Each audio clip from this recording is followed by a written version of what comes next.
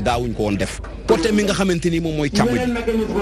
ji nga xamante ni maanaam muy élevage suñu maman yi suñu yaay yu baax yi nga xamante ni bu korité daan jub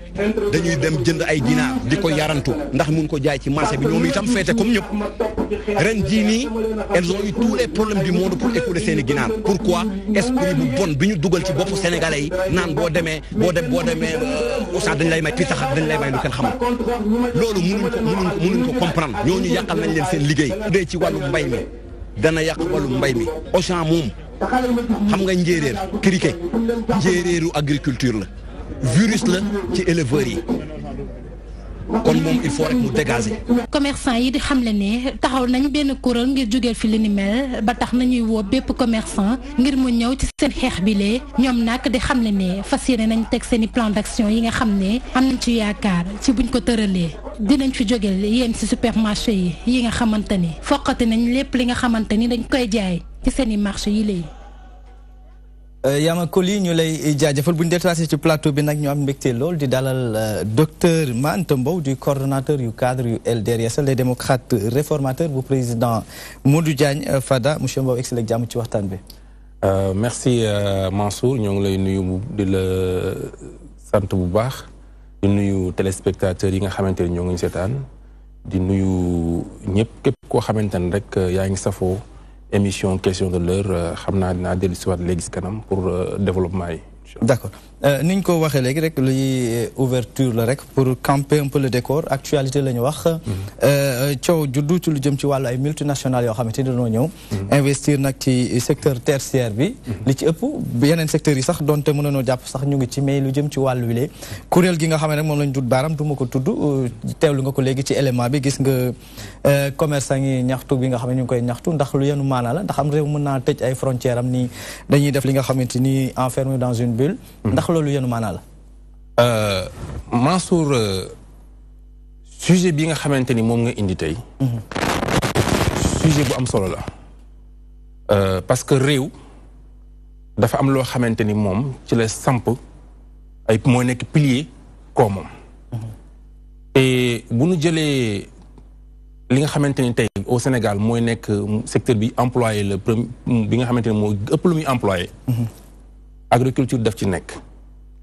te agriculture avec un grand A dafa am lu bëri produit pêche ci la bokk élevage ci la bokk foresterie bi ci la bokk ak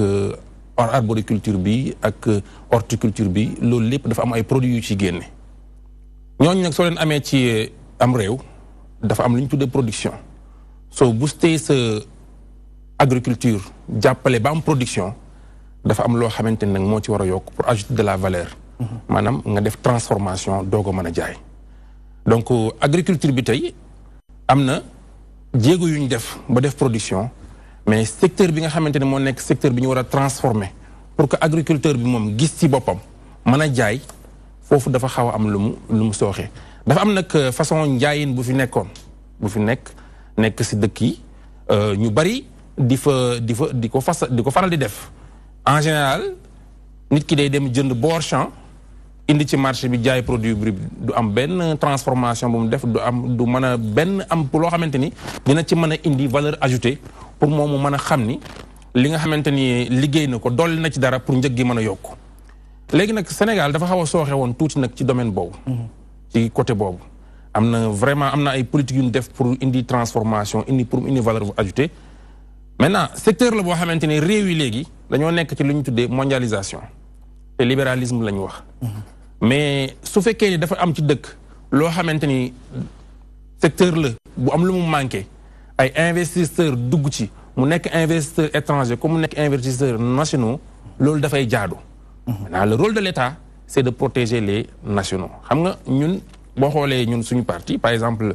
suñu idéologie c'est le libéralisme panafricain. c'est le libéralisme à visage humain maanaam libéralisme boo xamante ni. doo seetaan loi marché bi noonu rek ñi ëpp doole mëdd ñi néew doole dafa am benn régularisation booy def bu ndaw looloo tax ma jàpp ni c'est vrai que kenn warul wax ci réew expatriés yi génn leen bu leen fi indi seen xaalis parce que réew yëpp noonu lay demee. boo gisee tey Sénégal bu fekkee ni diw dem na benn dëkk def investir fa ba am xaalis Sénégal yëpp dañuy tàccu donc tamit bu keneen ñëwee fii investir ba am xaalis Sénégal dañu war a tàccu cependant warul mën a fekk li nga xamante ni moom la ñee daan dundee ak as néew mu jël ko ba ñee torox ba ñee du ñu mën a écouler. donc dafa war a am un juste équilibre. d'accord uma ci ni bu fi kenn ñëw bu fi kenn investir bu kenn def mais loolu dafay indi benn question boo xamante ne ñun Sénégalais yi ak commerçant yi ci secteur yëpp ñun ñoo war a am génie nag wax dëgg fa yàlla. ñoo war a am génie jéem a góorgóorlu parce que soo gisee dit ki nga xamante ne moo am xaalisam di jënd day xool fa offre ba nekk fa ko la nga xamante ni moo ko dal xelam mu dem jënd ko léegi yow nag yow yaa war a fexe ba kooku ngay jaamu soxlaam mais dem jël benn affaire borchan ñëw teg ci marché bi jaay am na koo xamante ni moom du man chaque jour mu ñëw marché dafay bëgg jënd produit dem denc ko am na koo xamante ni su jëndee sax du mën a xoolee du mën a raxas léegi yow su fekkee da nga loolu li Auchan yi def Sénégalais yi mën nañ ko ñii nii mën nañ ko suñu organiser woo mën nañ ko def donc comme concurrence la Auchan yi nga koy def Auchan wan na leen yoon nañ ko def et puis li ñu def nii man pour man publicité la pour Auchan parce que tamit nag ñoo ngi wax Auchan mais Auchan Sénégalais yi am na fu mu yem am na ci ay quartiers yoo xamante ni dugg na fa mais siiwul ci Sénégal donc bu ñu def benn publicité ñoom li ñu war a def mooy bun ni na fa Auchan jóge à mon avis ndax bu fi Auchan jógee am na ñeneen ñoo xamante ne ay Sénégalais lañu yoroon seen xaalis bëgg dem ci Auchan duñu fa mën dem ñoom nañu fexe ba concurrencer Auchan def li muy def wala ñu def ko dàqale ko Auchan yi def man loolu laa d'accord su ko defee mu indi équilibre équilibre le juste milieu nekk loo xamante dafa am solo ci domaine boo dugg ñu am mbégte di dalal ci plateau bi monsieur Abdourahmane Sow du coordonnateur bu COS M23 excellent ak jàmm monsieur Sow ci plateau bi jërëjëf Mansour ñi ngi lay ziar ci korité gi di baalu ñëpp àq di baal ñëpp àq vraiment di rafetlu invitation bi donc on saisit l'occasion pour saluer l'ensemble de votre spectateurs fu ñu mën nekk ci àdduna di nuyu suñu naataango yi alors je pense que li docteur Mbow wax dinaa ko partager ci point de vue parce que jamono yële il nous est arrivé dans nos communications d'aborder cette problématique de Auchan que ça va poser en tout cas fii ci kanam mu am yoo xamante ni leeru suñu bopp parce que ñun dañ jàpp ne que boo yoree réew am responsabilité yoo war a assumer en tant que état da ngay war sax di anticiper c'est vrai que ne du li état di def yëpp lay siiwal mais ay contrats yu ñu signé la ak ay multinationales ay conventions yu ñu signé la ak ay compagnies à travers sañuy ay présidents yu fiy ñëw bu ñuy ñëw visite d'état jaarale ci signé ay contrats yu bëri pour seeni ay entreprises donc bu demee ba coow lii am muy ruumandaat depuis jamono yële ci koor gi et tout ça je pense que l'État devait prendre ses responsabilités pour communiquer même sur la situation parce que bu dee ñun li ñu jàpp te wóoruguñu que ni ay Auchan ak la filière avicole bi ñu ubbi ak yeneen ñi nar a ñëw mais pourtant loolu je pense bien que le ministre du commerce wax na démentir na information bi que ni filière avicole bi kenn ubbiwul marché bi ñun de dañ dégg ci médias yi comme ñëpp dégg ci rajo man de déglu naa man sama wàllu bopp sama nopp kenn nettaliwu ma gisuma nag parce que rajo laa doon déglu ñu ne le directeur de cabinet du ministre du commerce nee na après mu wax li mu wax ma dégg dafa am compréhension bi moo ci am mais dafa am lu ma leerul moo tax ma bëggoon communication bi gën a leer parce que bu dee ay convention yu ñu ratifié dans le cadre des accords de partenariat économique il faut savoir que ni ça ay difficultés yu nar a doy waar lay indi ci réew mi parce que tamit c'est vrai góorgóorlu baax na mais ñoom dañu jiitu à des années-lumière par rapport ak seen ay activités il faut savoir que ni par exemple l'Union européenne mais dafay subventionner les agriculteurs nationaux yi nekk dans les pays mais ñi nga xam ne ils sont de la communauté jox leen ay moyens yu doy pour ñu mën a exploiter ba ñu demee ba nga xamante ne ñenn ñi prospérer tuñu ci seen dëkkuwaay lu ñu ñëw fii dans un marché quand même de consommation fii en Afrique et lu ci bëri fii Sénégal alors dans les termes des APE bu dee daf ci dugg te nuru na ma ko trop le pays hôte Sénégal dans le cadre de cette coopération n'a pas le droit de voter des lois en tout cas discriminatoires à l'endroit de son économie nationale c'est-à-dire tey jii bu dee APE ay Auchan ak ñoom domaine filière beeg avicole ak yeneen daf ci dugg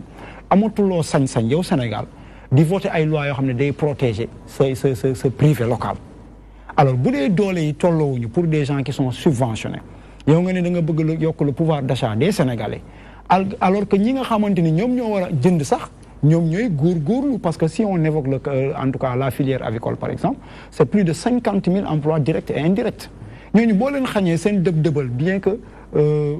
des fois li ñuy jaay cher na mais l'État ne les accompagne pas très bien matériel bi ñuy utiliser dafa cher yaa ngi gis beneen bi mooy pour les petites et moyennes entreprises ñu lay defaral ay ngunu ganaar ak ñooñu mais ñetti fan ngay def mu dee donc état bi dafa am effort bu mu waroon def dans la perspective d'accompagner ces petites entreprises mais dans la transformation aussi nous avons par exemple l'Institut de technologie alimentaire ITA lan moo fiy njëriñam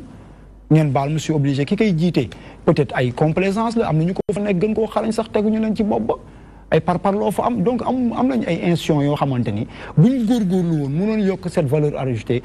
la manufacturation de ces produits encadrer marché bi en collaboration avec les collectivités locales mais ñoomi neen man damay bay man Abdourahmane maa ngi góorgóorlu maa ngi ba côté Ndamloo di fa fortaatu dafa metti tu n'as pas la logistique juste à côté tu verras benn terrain boo xam ne Auchan dafay ñëw léegi jënd ko rapidement ci ñi fa nekk indi logistique doy waar looloon jaayee ñaar fukk moom da koy jaayee juróom mais Sénégal bu mel noonu wala Sénégalais bu mel noonu mënu concurrencer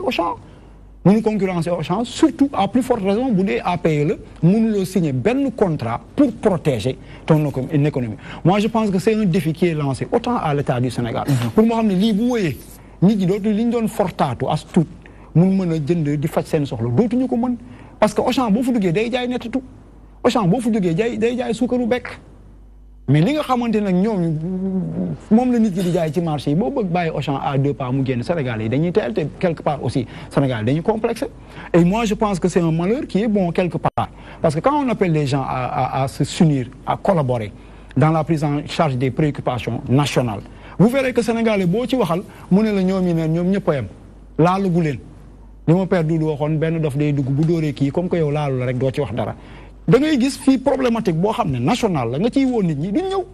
mais buñ demee nag ba jaaxle tey di nga dégg une quoi di nga dégg leen ci loo xam ne ñëpp tënk nañ te c'est des politiques publiques ça se règle à l'Assemblée nationale c'est des lois qui sont votées là-bas quand par exemple le groupe France Dégage wala non aux APE appelé mais personne ne répondait et pourtant problème ñii lañ doon kaas tey jii boo ñëwee nag jaaxle da nga ciy wét Sénégal xeexu pàcc bi mooy suñu problème baax na ci ñoom it ñu xool le privé national nga baal ma aussi nañ góorgóorlu nañ boole seen i doole c'est important de le souligner parce que mënu nekk tey egg nañ foo xam ne libéralisme la ñu wax mondialisation la ñu wax aussi kenn mënutul tëj say frontières ni kenn du dugg du génn ñu am mbégte dalal di dalalaat ci plateau bi Nafi Diallo di membre comité directeur bu parti démocratique sénégalais xam naa ni ci wàllum communication bi am na ay ndomboy tànk yu mu ci yor yu am solo excellent jàmm ci plateau bi Nafi. merci beaucoup Mansour may kontaan trop ñëwati sa plateau bi. di kontaan daje fii ak sama frère ma Anta Mbow ak monsieur Sow du COS M23 moi je le suis de temps à autre may nuyu say téléspectateurs da nga poser problématique boo xamante ni je suis tentée aujourd'hui ma def ni ñu koy waxee je vais pas être la politique bien feutrée j'ai presque envie de dire bien fait pourquoi je dis bien fait quand on s'est levé le Parti démocratique sénégalais quand Abdoulaye Wade s'est levé teg ay avion woo africains yi ne leen nañ leen dem xeex Bruxelles pour dire non aux APE am nañu ko doon reetaan bi ñuy def marche Sénégal non aux APE moom gëm naa ni APE bokk na ci lu tax français yi xeex ko parce que je voulais venir aux APE avant nga ciy ñëw et je suis très contente que mu wax ko parce qu'il a bien campé le débat bi muy wax loolu ñu bëri tey xamuñu woon fu mu jëm dafa dem sommet bi amoon Portugal fekk G8 di am sommet ñu ne waxu APE pour ñu signer APE Ablaye Wade da yàq réunion ba ne duñu signer APE les Africains ne signeront pas les APE vidéo baa ngi YouTube Angela Merkel dafa mer bay lox mu ne leen parce que da ngeen di yàq suñu économie mu ne leen mënuñu ñun supporter loi de marché boo xamante ni par exemple kiy defar meew te mu siiw foofu en Europe tey ji li mu am ni muy defaralee emballage am indi ko mënul am yenn taxe douanière yi mu ñëw teg ko si wetu ñun kuy defar suñu meew emballage yi ak goût yi sax bokkut di ko jaay au même prix kooku mënuñu concurrence ak moom mu ne leen en plus barrière douanière yi tëb li muy pertal par exemple réew mu mel ni Nigéria dañ ko évaluer presque 6 000 milliards donc mu wax loolu tenir tête français yi bind ba proposer les APD ñu ñëw on l'a pas suivi les mêmes commerçants tey ñi nekk UNACOIS di wax ñoo toog ci plateau ne ñoom ñoo yokkoon prix yi pour dàq Ablaye Wade ñoo ko wax ñëpp seetaan nañ vidéo retour de bâton la mais ñoom dañ ko doon dàq. Pourquoi? Peut-être parce que Ablaye Wade benn instant gis na ni peut-être UNACOIS am na ay problème mu autoriser beneen UNACOIS am ñuy xeex UNACOIS boobu jaaree fa pour xeex Ablaye Wade ñu yokk prix yi ñu toogaat y a même pas deux semaines ci benn plateau ne ñoom ñoo yokkoon prix yi te bu Macky moytuwul dinañ ko def noonu pour daaneel ko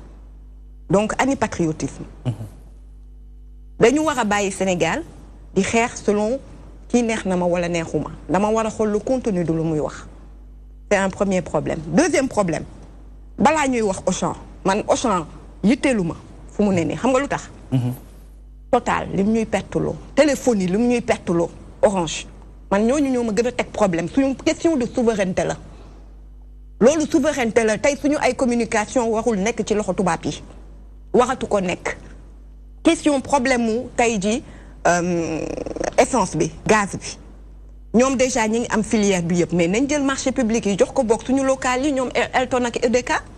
au moins ñu am ci distribution ñuy def sous-traitance non distribution bi rek ñoom si dañuy am xaalis. mais ñu bàyyee leen distribution xanaa jaay essence Mansour mën nga ko. amul benn réew ci àdduna du Asie du fenn foo xam ne ay étranger ñoo ñëw jaay essence.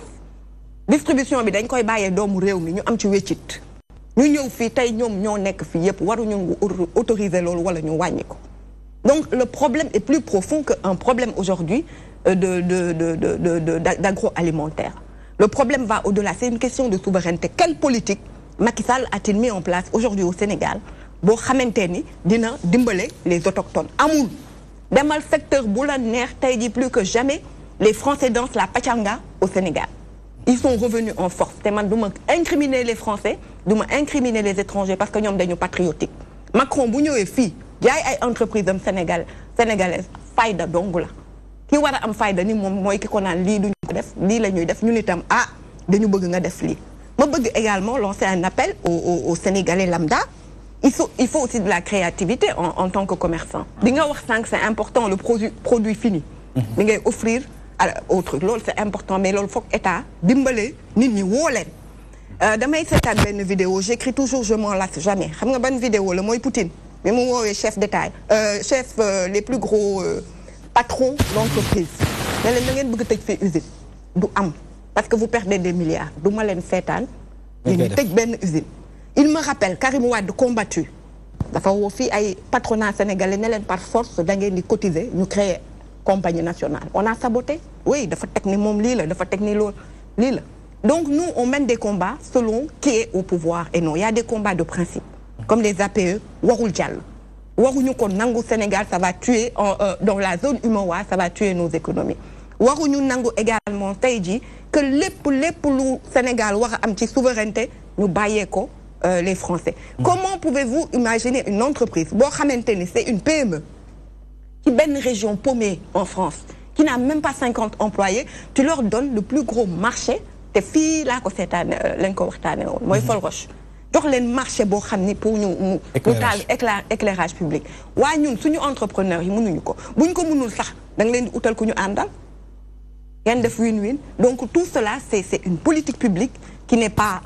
aujourd'hui nationaliste amul dara loo xamante ni mi ngi aider les Sénégalais et dans ce sens j'en appelle au patronat également patronat dafa ragal parce que nag itam ki ko seqal na ñemewul taper sur la table pourquoi parce que boo ko waxee ñu yónnee le fisc léegi dañ lay yónnee fisc Macky Sall wala tëjlu la il te ruine tu es avec lui ou il te met en prison ou il te ruine ñooñu nag ñoo war a jël parce que xam ne ni que Sénégal pour seen doom la du pour ñoom on a besoin d'un Sénégal boo xam ne moi je ne me bats pas au PDS parce que Wade dama neex wala keneen dama neex mais je crois aux convictions que parti bi yi muy défendre donc tey ji loolu moo war a nekk te tey ji Macky Sall bu tegaloon loo xam ni am na sens man dama ko ciy jàppale Macky Sall bu taxawoon ne non aux APR mais da koy xeex damay ànd ak Macky Sall xeex ko maay taxaw ci kanam téye drapeau bi donc je voudrais qu'on revienne à beaucoup plus de patriotisme. Beaucoup plus de patriotisme ñuy xaarani nag ci plateau bi conseil spécial bu président de la République son excellence le président Macky Sall di secrétaire administratif yu cadre yu Benno Bokk Yaakaar di Ndiamé Diouf mi ngi ci yoon bi yegseegul ñu ngi koy xaarandi lu ci mënti nekk rek docteur bul ñu clôturer chapitre boobu bu ma desee ak yow rek dellusiwaat ak yow ci ponk boobule. chauvinisme boobu nga xamante ni patriotisme bi na fi di incarné ci genn wàll. au 21e siècle. ñu gis tey jii li Sénégal signé en termes d'accord au niveau de la sous-région est-ce que tey jii mën nañoo cloîtré wu rek tëju suñu biir ni tey jii que ni marché bi ñun ñoo ko moom ñun ñoo fi war a des dañoo war a protéger ñi fi nekk donte ñi fi nekk sax des fois amuñu doole ji ñu war a mën a amee engagement parce que tey jii li Auchan def keneen def ko yaakaar naa ni bu fekkoon tey jii Sénégalais yi pare woon nañ ci genn wàll am nañu ko war a mën a jiitu ba mën a investir secteur boobu la. waaw man à mon avis. l'un n'exclut pas l'autre. À mon avis wax naa la ko il faut le juste équilibre. parce que tubaab yi équilibre la ñuy def. li ñu am si doole man koo def dañ ko développer fructifier ko ba muy jéggi seen frontière ñuy wuti marché. li ñu amul te mu nekk si yeneen dëkk yi dañ ko fay dem di jëggaani di ko yóbbu seen dëkk. donc yow mi nga xamante ni yow yaa moom sa dëkk yaa war a am une politique bu leer boo xamante ni da ngay développer ay filières yoo xamante ni filières yooyu tu peux dire légalement que filières yi man bu fekkee ni man ngay indil sama peuple pour jaay j'en ai assez man naa la exporter. donc c'est ça que je dis maintenant je reviens un peu sur Auchan parce que système Auchan bi dafa bokkul un peu ak li daan xew.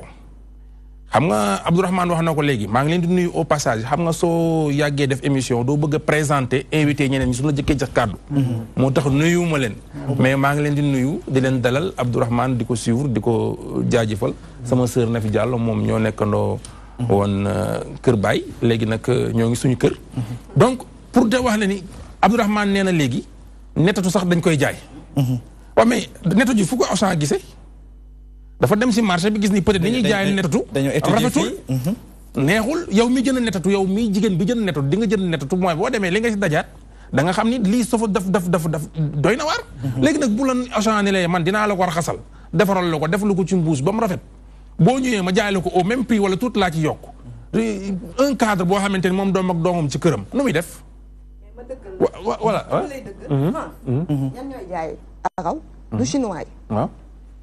Pourquoi autant de Sénégalais mënuñu kenn xalaat créer filière distribution au moins mais boo demee Château Rouge ce sont les Chinois qui vendent le araw ñooy jaay araw ñooy jaay ceeb même bisaab bi ñuy jaay fii di ko bisaab bi nga xamante États-Unis dañ loo ci defar ñu yóbbu ñu jënd ko nuñ koy jaayee dañ koy yóbbu noonu boo ko yóbboo noonu ñoom ñu jënd ko defaat seen valeur ajoutée transformé mën na ko jaay si waat sax yow donc quand même réew àdduna bi moo demee noo xamante ni bala ngaa dem si penc mi da ngay waaj te fi mu ne nii penc mi lañ nekk APE yi kenn àndu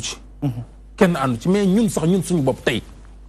am na ay produits yoo xamante ni luñ ci produire du jeex du doy si monde bi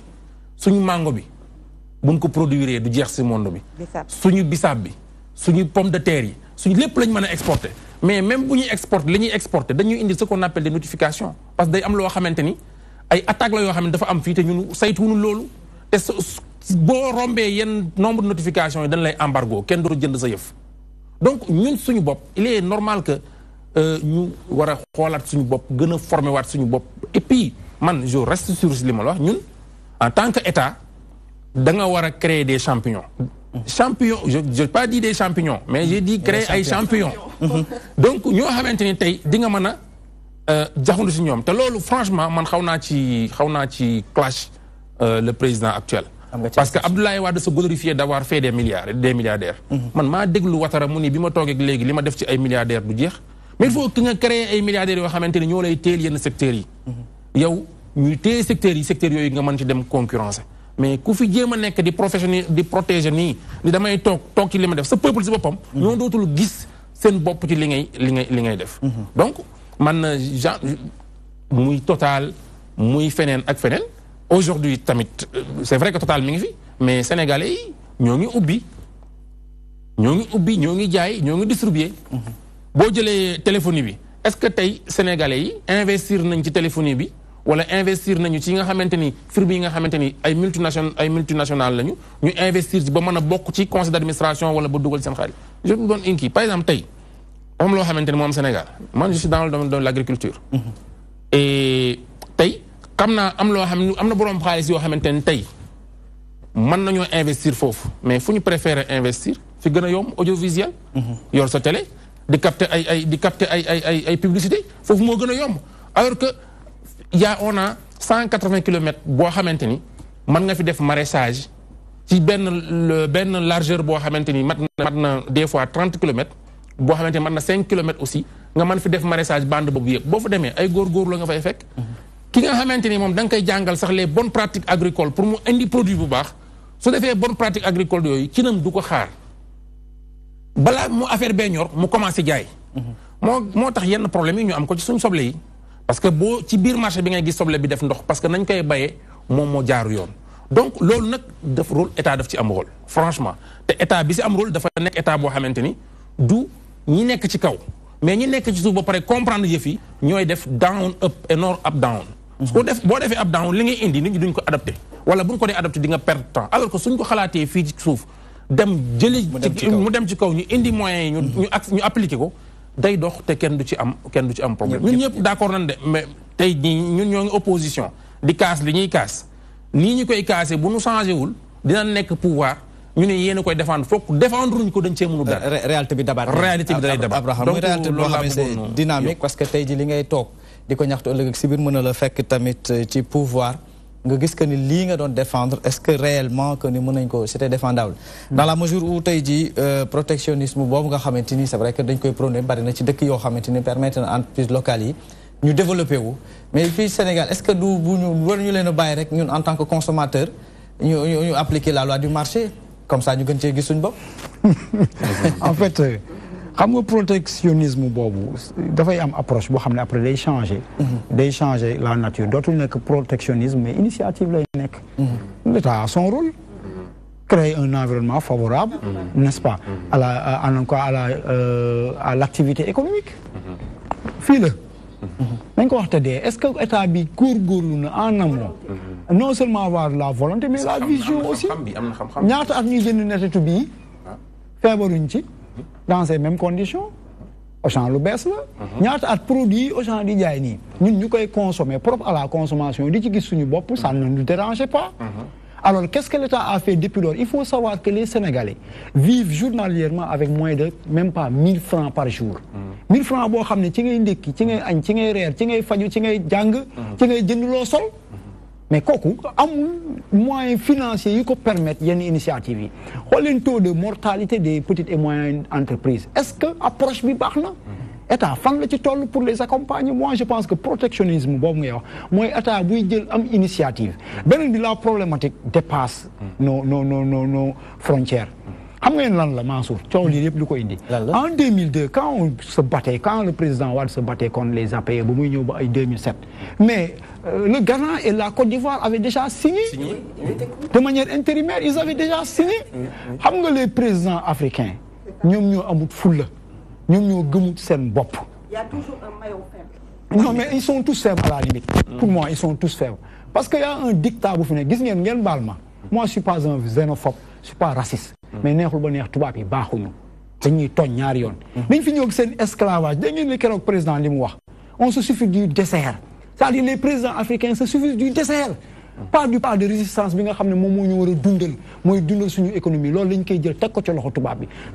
l'Union européenne c'est une communauté c'est la première puissance financière mondiale c'est la première puissance commerciale gis ngeen ni Trump di def ak ñoom ñuy dóorante fula ak fayda bu africains yi amoon cette force communautaire au niveau de l'UEMOA la CEDEAO jàppale Nigeria qui est un très grand pays consommateur et producteur xam peut-être la doon changer mais ba ñuy bañ ñun APE président Abdoulaye di ko bañ il avait raison le Ghana avait signé la Côte d'Ivoire avait signé beneen bi li mu wax dëgg la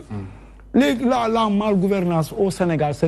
transpose au niveau de la signature de contrats à ces multinationales yi nga xam ne dañuy ñëw jaay leen doole moi je doute que au Mali aujourd'hui qu'il y ait ce terrorisme dont on parle j'en doute fort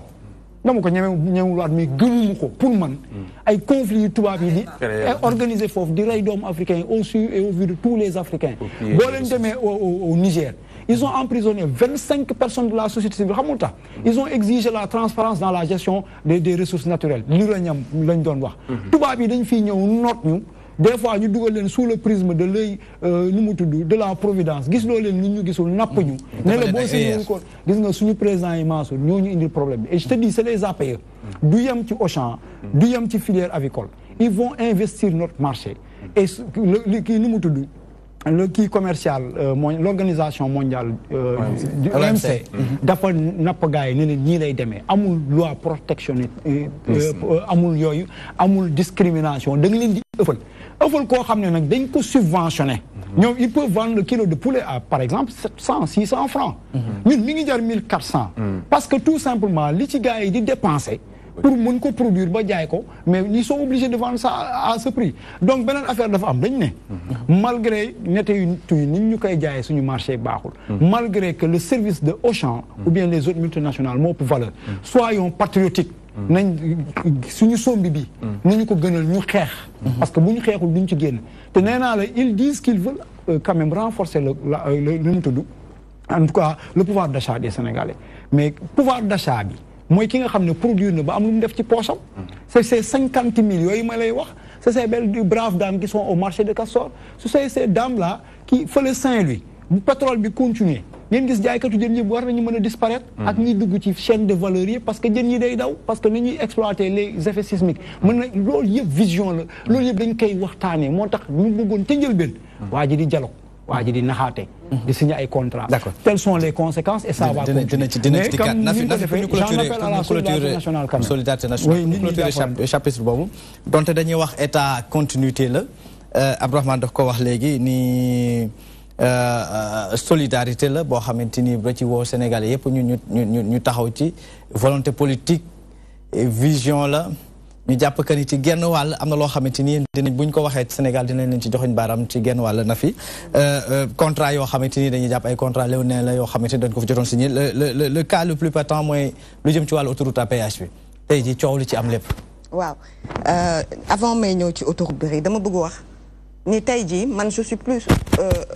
j'en appelle moi à ce que consommateur bi. mu dem jënd fondé parce que habitude la mais plus. à l'État. Pourquoi? Dëkk asiatique yi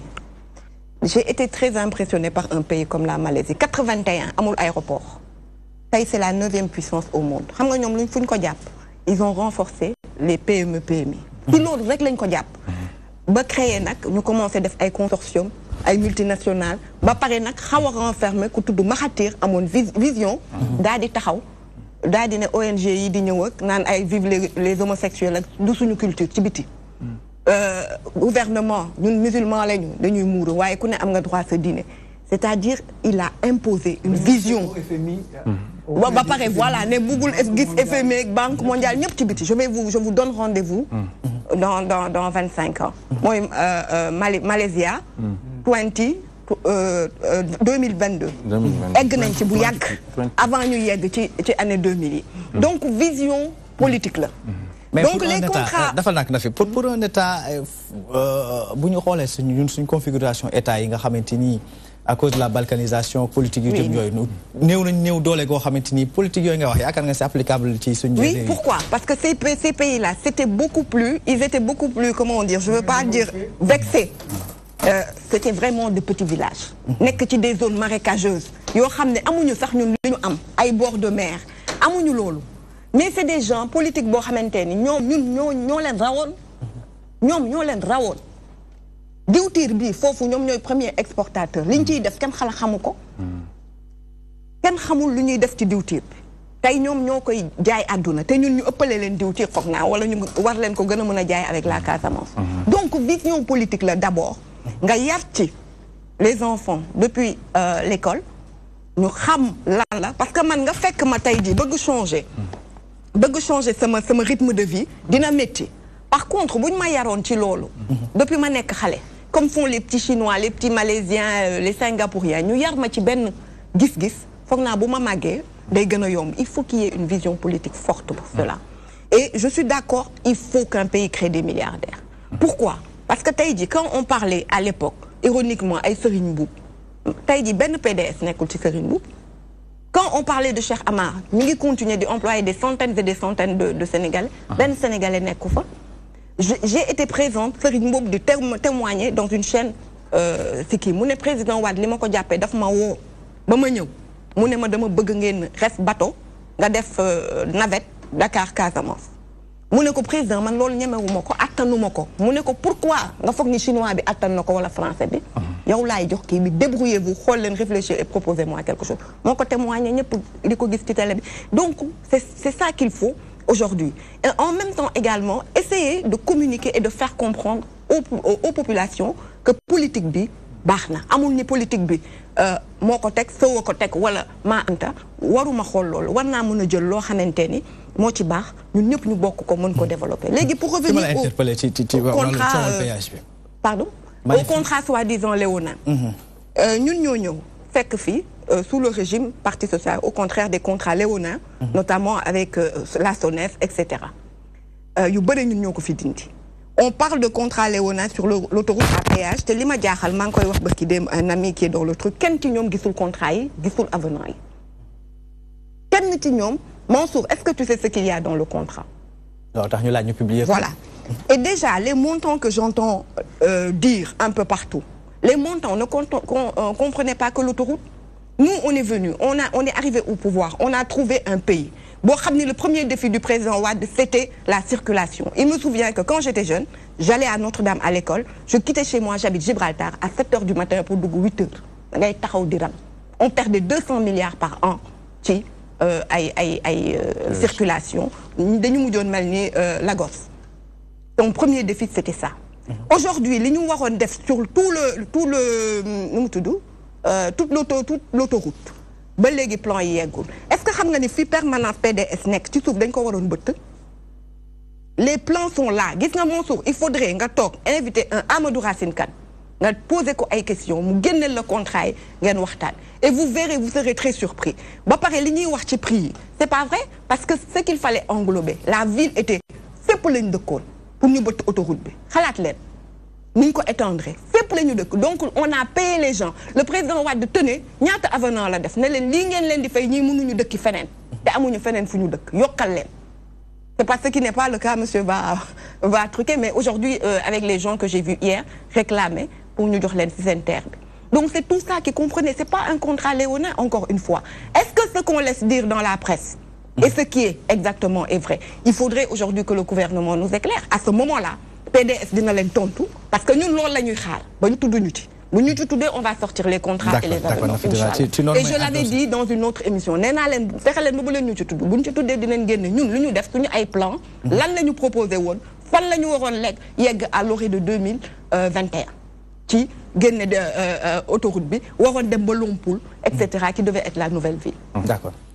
ci noonu mooy àddoo sax la excellence mu wax Ndiamé Diouf du conseil spécial conseil technique à la présidence de la République mooy secrétaire administratif aussi bu cadre yu Benno Bokk Yaakaar Ndiamé egsi la jàmm ci waxtaan bi jërëjëf Mansour maa ngi lay nuyu di nuyu sama mbokk yi nga xam ne fekk naa leen ci plateau bi di jéggalu nag bouchon yi amoon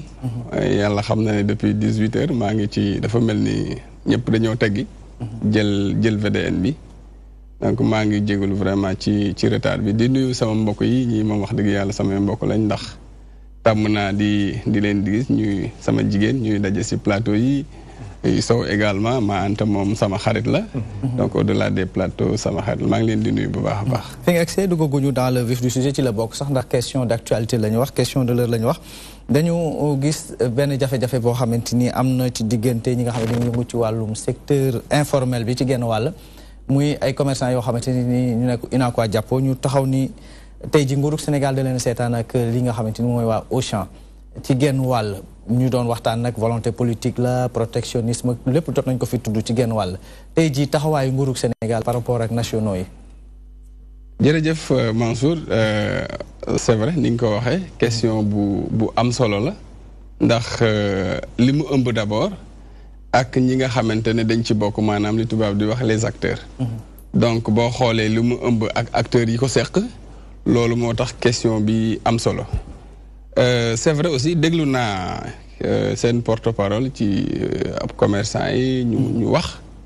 waaye itam déglu naa ki nga xamante ne moom moo yore service boobu noonu wax ma jàpp ne li nga xamante ne moo ci gën a am solo mooy nit ñi nañu xam tëralin yi parce que réew moo gis aussi dafa am tëralin maanaam texte loi ak règlement donc su fekkente ne nag yow sa tëralinu réew dafa am lu mu wax ngay yëngu ci secteur bi jàpp naa ne li nga war a njëkk a def mooy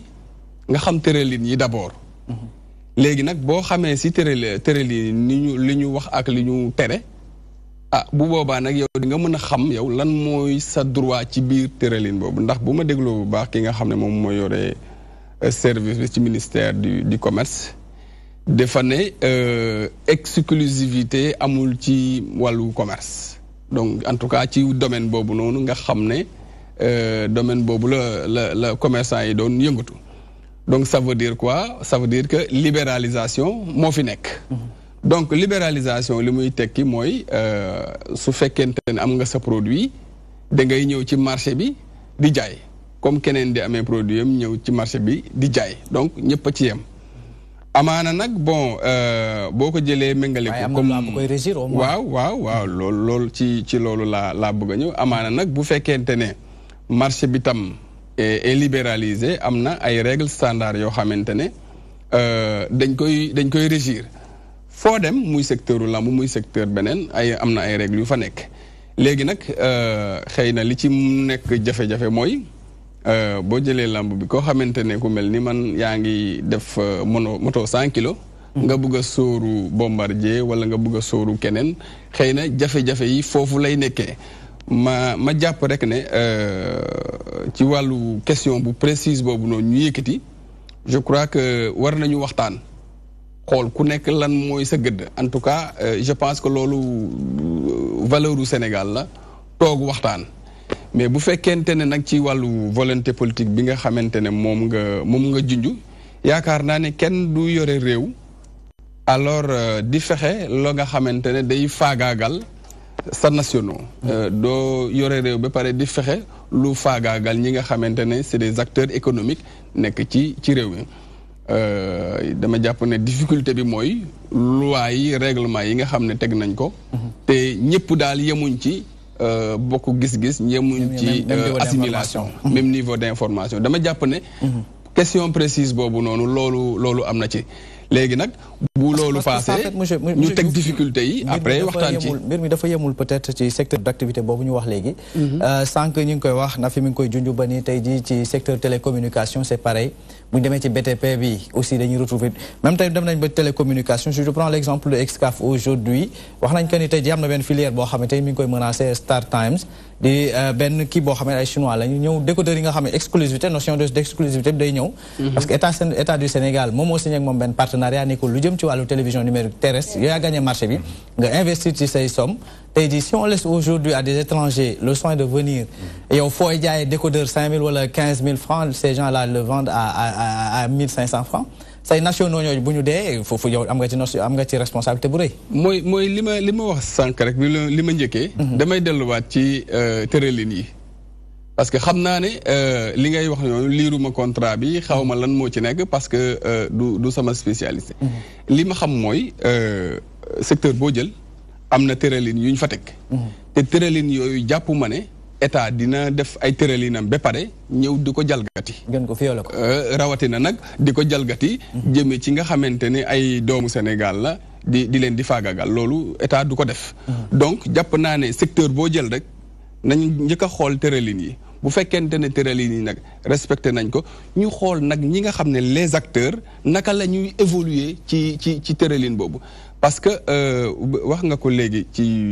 secteur yu bari ci secteur yu bari am na ñoo xam ne dañuy wax secteur avicole bi filière avicole bi ak ñeneen dañuy wax mais li may fàttali yenn saay mooy Sénégal dafa yàgg histoire am ba léegi nii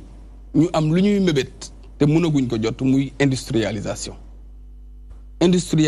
moom moo yore réew bu fekkee nag da nga nekk réew bëgg a développé wu te amuloo ay pexe yoo xamante ne moom moo lay tax nga développé industrie yaakaar naa sa développement nekkagul pour suba nekkagul pour gannaaw suba te jàpp naa ne fii ñu toll nii état wu Sénégal dafa am option boo xam ne dafa leer muy benn vision boo xamante ne dañu war a dem ci industrialisation du Sénégal.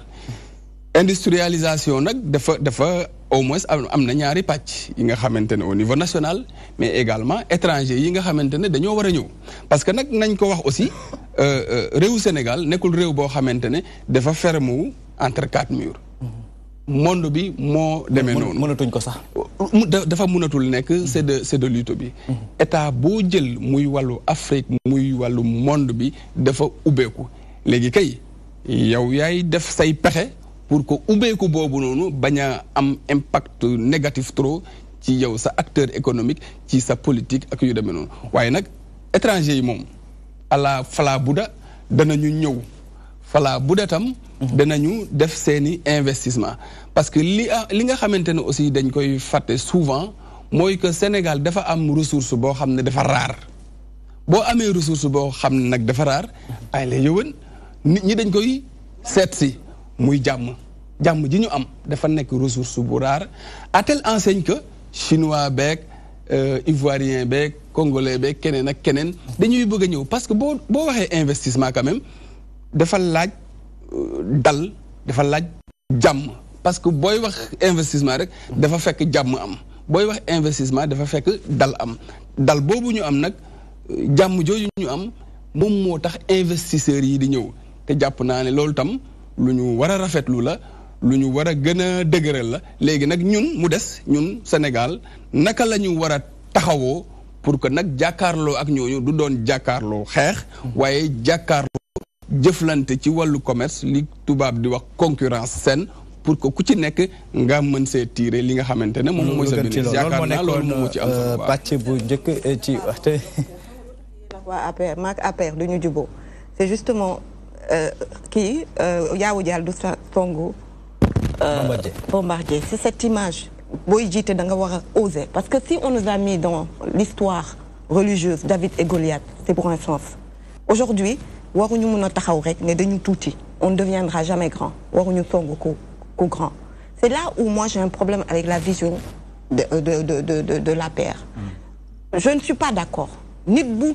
ku nekk ci tuuti nga commencé mais tey jii boo taxawee ne ni que dama tuuti kon ñemewuma songu ñële wala damay ubbi investisseur moo yëpp ñëw mais que fais-tu parce que ñooñu tey jii moo tax seen croissance bi baaxul vous vantez d'avoir 7%, 8% de taux de croissance mais c'est extraverti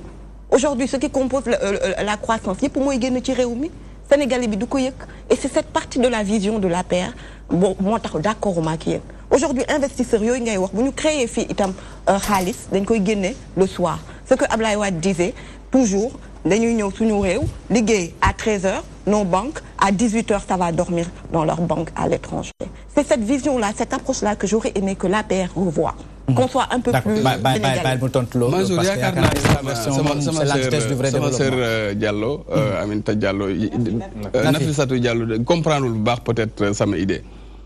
dama ne ci wàllu commerce dafa am ay tëralin yu ko ki lal waaye nag lii jafe-jafe yenn le plus souvent mooy day am force inégale yu daje loolu laa wax de mais néew ma ne Sénégal ku ndaw la dama ne ci biir commerce bi day am ay force inégale yoo xamante ne dañuy daje force inégale yooyu nag bu ñu dajee yow mi nga xam ne yow yaay état di nga toog ci tëralin yi waaye nag na nga arbitré ba fexe ba ki nga xamante ne moom moo gën a am doole du écraser ki nga xamante ne moom moo néew doole mais waxuma ne Sénégal dafa loolu nag moo nekkoon loolu la waaw loolu la moo nekkoon pàcc bu njëkk bu waxtaan wi beneen ponk bi wax naa leen ko que ni le mouvement du 23 juin la ñu waxoon mi ngi amoon nag ci ñaar fukki fan ak ñett ci weeru juin ci atum 2011 muy tolluwaayu réew mi foo xamante ni nag dañoo jàppoon que ni lii ñuy dox ci nasaraan tripatouillage de la constitution moo naroon am ci réew mi maanaam yoon ñu koy jalgati wala sax li nga xam ne mooy constitution du suñu charte fondamentale bi nga xam ne nag moo tënk réew mi président bi fi nekkoon ci jamono di son excellence le président Abdoulaye Wade mu naroon am loo xamante ne daf ko naroon taxawal ñu askan wi taxaw ni d'accorduñ ci loolu ñu ci taxawoon nag société civile mi ngi ci woon waaye mouvement citoyen ak ay parti politique ñoom ak ay sénégalais lambda ñëpp ñu ngi ci taxawoon dama bëggoon rek ñu dem xool dans le rétroviseur xoolaat taxawaayu jamono boobule la fi nekkoon démb moo fa nekkatul tey wala lu waral tey ji li tolluwaayu jamono nekk tey ji lii nga xamante ni moom la ñuy jànkoonteel dama bëggoon rek ñu dem du côté de la baie vitrée ñu teewlu élément bi nga xamante ni nag suñu naataango bi Mamadou Diallo moo ñu ko defal ñu dellusiwaat ci plateau bi. ñaar fukki fan ak ñett ci weeru juin atum 2011 nag la yenn ci kuréelu parti politique lëngoo woon nag société civile bi wàcc ci mbedd mi nag fas yéene jàmmarloog nguurug Abdoulaye Wade ga fi ne woon ñaar fan ak ñett ci weeru juin 2018 di juróom-ñaari at ginnaaw bi lan lañ ci mën a jàpp ci wàllum xeex jëm ci démocratie. diggante bi dañ fa teg ay actes yu bëri. 23 juin bi nga xam ne benn projet de loi moo doon war a jàll askan wi moom boppam génn ànd ak way politique yooyu ne lii du fi amee. ñun ñoo leen dénkoon delloo leen ne ñun ñoo am sañ-sañ bi la souveraineté nous appartient ñu def ko nag de manière guerrière xeex bu tàng am ñu si dee ñu leen di masawu di leen fàttaliku du Mamadou Diop kese bëri na ay Sénégalais yu si ñàkk seen bakkan mu nekkoon ay sacrifice yu rëy. 23 juin de kenn mënu ko dindi si histoire démocratie Sénégal si fukki at yi mujj def naa 23 juin si fukki at yi mujj 23 juin mooy date bi nga xam ne moo gën a marqué démocratie wu Sénégal mais nag lenn loo xam ne mënuñu ko bàyyi gannaaw mooy ni que li waraloon 23 juin ba tey mu ngi fi maanaam di càmbar di laalaat constitution bi ba tey mu ngi fi li xeeñoon si 23 juin tey la gën a nëpp. moonte ni yile sénégalais sax la ñu jàpp mooy njaw ba tey mi ngi des suñu xambin tey rek la wàll gën a ay ci jafe-jafe yi Sénégal di dundee. ñu nga xam ne ñoo ko doon xeex actuellement sax ñoo fi nekkaat ñu doon xeex ak 23 juin moo tax seen loi yi ñu commencé teg population yi di ko xeex ñoom ñu bëgg see ngooy tamit dafay xaw a métti parce que ñun am na loo xam ne soxlawuñ ko ñun développement lañ gën a soxla ay loi yu métti. dëkk bi gis nga ni mu mel kan moo kaas kan moo génn mouvement yi fi doon nekk yëpp gisoo benn mouvement bu waxaat day génn day nangam. yenn dem ranger waat ci nguur gi. il faut Sénégalais yi comprendre dara démocratie day dund am na ñoo xam dañuy yegg seen limite nañ leen ko nangul que ni ñoom fa la ñuy yem dañoo jeexal xëy na peut-être leneen na leen taxoon jóg parce que ñooñu ñoo doon engagé Sénégalais yi te dañu war a am kersa mais réew bu ñu tolloo ba ñu ko yor amuñu kersa réew moom mi ngi yàqu. ak lu ñu si munti demee rek mooy ni que war nañu jàpp ni que 23 juin marqué indélébile la si histoire démocratie wu Sénégal. lépp nag mi ngi dooree ci rek bi njiitu réewum Sénégal ba woon jébbaloon ab projet de loi ci penc ma ngir nag coppar ñi lii di charte réew mi loolee nag mu juróon ay ñaxtu yu bëri ci pays réew bu Sénégal ak li ko wërngal lépp rek ci rek fas yéene gàllankoor wootu projet de loi boobee ñu jàpp ni dañu rek waggarti wala boog jalgati sunu charte réew bu Sénégal. Abdoulaye Ndiaye ma lay jaajëfal su ma dellusiwaat ci plateau bi nag docteur 23 juin yéen boobu yéen a nekkoon ci mbir mi de. waa d'accord bon du ma dellu si ci sujet bu njëkk bi. mais damay wax ni. li ñu doon wax dafa laal secteur agricole bi. mais moo nekk secteur bi nga xam ne mooy premier pourvoyeur d'emploi. deuxième secteur bi nga xamante ne nag moo nekk pourvoyeur d'emploi ici au Sénégal. mooy l'artisanat. déjà les cordonniers dee nañ bàyyi tailleur yi franchement foofu moom dañu parce que ni Sénégal tëddale ak ni Sénégal bindoo ñii ëw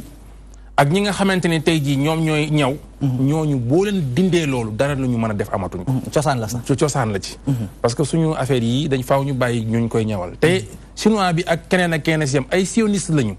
ñoom seen problème mooy fan laa jëm mais nañ fexe ba toog rek suñu toogee rek dañuy màgg ci suuf di la boox ba yow nga nekk à l'étroit ñu génn la donc maa ngi lay remercier aussi ci sujet bu am solo boobu nga génne deuxième sujet bi nag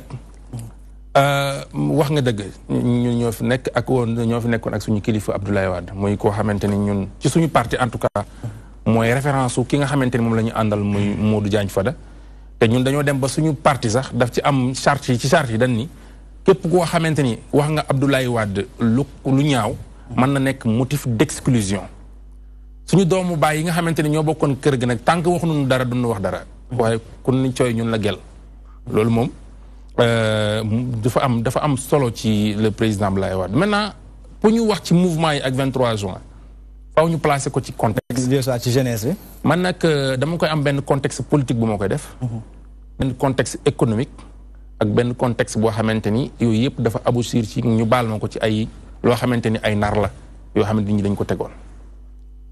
contexte politique bi mooy dañu jógee 2007 def élection législative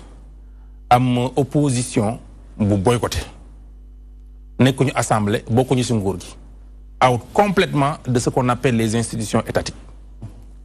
ñooñu bi ñu fa jógee ñu am seen génie nag parce que nit ki moom bu la bëggee xoj tamit di nga kii ñu am seen génie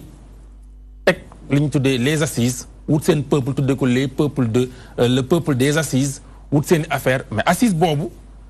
ma jàpp ni am na ci loo xamante ni na ko Abdoulaye Wade ak PDS waroon a jëlewuñ ko woon noonu mais dañ ni woon lii du dem assise boobu tege fa dëkk mu nekk contexte politique ñoo xamante ni bëgg nañu bokk te mënatuñu bokk assemblée fu leen dese mbedd mi il fallait que ñuy créer loo xamante ni faw ñuy wax ci mbedd mi de un mooy contexte politique bi contexte économique bi mu daje ak ay crise en 2008 muy la crise financière ak la crise alimentaire crise alimentaire bi dafa indi woon ay yokkute ci njëg yi te njëg yi bu yokkoo ki nekk Dakar ki nekk Touba ki nekk Fongolemi ki nekk Pekes ki nekk Sugeer wala Jajji ñoom ñëpp dañ ko yëgandoo. d'accord donc buñ ko yëgee baal ma rek ma jël mbokku téléspectateur dafa yàgg ci ligne bi soxna Seynabou egsi la jàmm ci waxtaan bi. salaamaaleykum. waaleykum salaam wa rahmatulah Mansour maa ngi lay nuyu di nuyu ci plateau bi yëpp. waaw ñu ngi lay fay. waaye gis nga Mansour ñi fi newoon 23 juin. ñu àndoon dong la xiifoon nguur bëggoon a séddoo nguur. waaye nguurug Macky Sall lu gën a pire lu gën a métti secteur yëpp la rey ba ci ñun fermiers yi ñun la njëkk a rey ba ñu dee indil ñu ab chinois. Macky Sall étranger ya dooleel leen mu gën dooleel doomi réewam ba ci bitigu tubaab yi mu fi installé commerçant yi dafa am société yoo xam ne dañuy lee loo xam ne fii lañ koy dundee ci Sénégal société yooyu te ay doomi réew mi ñoo fa ne dafa laal transporteur yi ba ñu fa daanu nguurug Macky Sall foo xam ne Sénégalais war na faa nekk jariñu jox na ko tubaab yi dangay dem suufu pont Colobane ba ay junni nit ñoo fa doon dund nee na titre foncier Bolloré la Macky Sall doomi réew boo ko ci dara pour dooleel leen pour ñu liggéey ñi mu fekkoon ñuy liggéey yëpp te moom amul fu mu wute xaalis de taxi yi boo la waxee taxi miy teg ñii doomi réewam ba ñii di jaay taabali yàpp ci mbedd mi neen dafa am décret boo xam dañuy fay 6 000 francs par semaine pour ñu def ko ci keesu Sénégal Macky Sall moom néewal doole rek métier yëpp la yàq amul bu mu yàqul secteur informel bi mécanicien soudeur yi ñëpp rey nañ leen bañ dee moo tax ñuy jaar ci yoonu gaal yi nii léegi nag tailleur yi la ci bëgg gàtte ak cordonnier yi moom teg na leen ci bu yàgg te gis nga ministre de commerce am bii du ko wax lu am donc ministre kiyam bi yore affaire teeram bii di du ko wax lu am fii caag seen kër yi dañ koy toj te fayu ñu leen ñaar dërëm xoolal lool nga di ko def Abdoulaye Wade bi muy taxawal autoroute bi danga doon fay ba nga xam ne da ngay defal loo xam ne sax da ngay dem mën cee liggéeyi feneen Macky Sall fii dañ leen doon man di leen génnee seen kër Macky Sall amul benn yërmande dafa laaj réew mi ban jox ko booy xool président bu gën a ñàkk yërmande ci Sénégal Macky Sall la Macky Sall coono bi Sénégal yi day tax boo dul sax man soo da nga naa léewul Sénégal da ngay ci Sénégal yoo xam dañuy dëpp seen cin sax duñu am lu ñu togg talatuñ sax liggéey amatuñu benn liggéey yëpp la yàq yëpp tëj na leen jërëjëf soxna Seyna bu ñu bàyyi la nga jégal ma nag docteur on peut yaa ngi doon dellu si ci jeunesse bi waaw maa ngi woon ci benn contexte économique bi nga xamante ni moom la moo ko parce que dafa am lu ko waajal man ci li ma jàpp muy njëg yu yokk yi beneen bi si mu amoon benn crise énergétique boo xamante ni baril bi demoon na ba $150 waaw léegi nag bi mu demee ba $150 état bi fi nekkoon dafa waroon jël benn gap boo xamante ni moo ko waroon supporter pour bañ njëg yi flambé mu doon def $120 milliards 120 milliards la ci daan def par pour téye prix yi ci boo xamante ni du yokk léegi boo jëlee xaalis bu toll noonu nga koy def ci loolu pour rek énergie bi ak électricité bi ak yëpp normal donc da ngay am ay secteurs yoo xamante ni ay secteurs sociaux la yooyu xaw a délaissé muy njàng énergie boobu de donte milliards yooyu nga ci tudd terewuloon ko prix yi waaw mais contexte la contexte bàyyi rek ma ñëw mu indi mu déteindre ci santé bi déteindre ci éducation bi mu am ñoo xamante ni tey am na lu état warloo woon ak ñoom te mu defu ko mu indi foofu amertume donc beneen bi ci des mu des ñoo xamante ni dañoo nekk ci Sénégal nekk ay privé yor ay télé ki rajo média ba pare di soutenir ñooñu ci suuf te loolu leer la woon donc ñooñu amoon nañ fu ñu waxee ñooñu ñëpp joxoon nañ leen plateau yeeg télé yi parce que dañ doon jàppale ñi nga xamante ni dañ ni woon Sénégal leen tax a jóg. démocratie moo toll foofu. waaw ba tey d'accord naa nangu naa. mu des ñeneen ñoo xamante ni ma xool mbokku téléspectateur bi nekk ci ligne bi allo salaamaaleykum. waaleykum salaam. sang bi na nga def. mi ngi sant yàlla baax noo tudd ak foo ñu woowee. Serigne Abdou Dakar. Serigne Abdou dégg nga li ñuy waxtaanee tey. waaw dégg naa li ngeen waxtaanee bu baax. nga ñëw ci lu gàtt rek nag. waaw lu gàtt rek laa ciy wax sax de. daanaka bëri dafa nekk loo xam ne daal moom comprendre mënuma comprendre man ban système le président di doxee. Pourquoi pas parce que mënoon ne yow xaalis da ngay ut xaalis bu ngay ut c'est bitim nga koy utee. étranger bi tey boo gisee sous-traitant yi am ci société entreprise yi am nii yëpp délit yi am yëpp loolu moo ko indi. parce que da ngay jël benn entreprise étranger ñëw sous-traité ko ak sénégalais wane ne sénégalais moom entreprise ba ba mu gañe marché bi te kooku tey boo ko seetee fii la mesure amul benn lenn mos a apporté si société moom wala réewum boo gisee yu mel noonu dafa bëri ci réew mi te aussi bëgg naa tamit dama leen ko ñaan yéen journalistes yi. comme ça di demee nii dañuy wax comme tey jii sa émission bi ministre de la commerce moo waroon taxaw